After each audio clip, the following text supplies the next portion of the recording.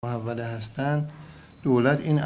the presidential debate season in Iran, where for independent candidates like Mohammad Saeedikia, press conferences matter the most. He says he has what it takes to run the country, given what he calls his successful track record of the past, when he served as housing minister in different cabinets, including that of President Mahmoud Ahmadinejad. Among many other things, he told Press TV he will expand Iran's international relations and will never let domestic producers go under. I don't belong to any political group or faction. That's because I have my own style of management and conduct. I stick to my principles and I have entered the race as an independent. This way I can make independent decisions with the help of my colleagues, with little or no political pressure from outside. After speaking at a press conference in Tehran, Saeedikia landed a clean hit on the formation of new coalitions in both reformist and principalist camps, his main opponents. He said despite being a principalist, he will never join a principalist coalition. He told Press TV why. It's too early to have these kind of coalitions. Candidates could have a coalition only after getting the approval from the Guardian Council. They can then sit down and negotiate to come to some kind of understanding based on their aspirations and principles.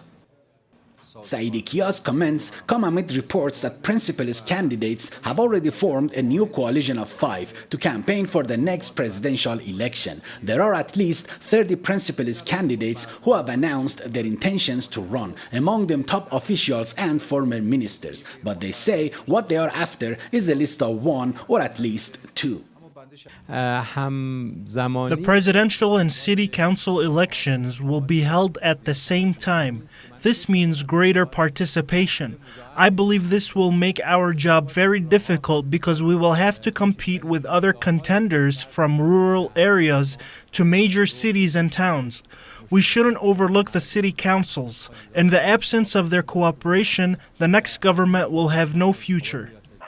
This clearly means the main concern for principalist groups is not independent contenders like Saeedikia, but reformist candidates and principalist offshoots, like the 2+1 camp, a veteran group that comprises of Tehran Mayor Mohammad Baqir Ghalibaf, lawmaker Ghulam Ali Haddad Adel, and of course Ali Akbar Velayati, a top advisor to the leader of Islamic Revolution, Ayatollah Sayyid Ali Khamenei.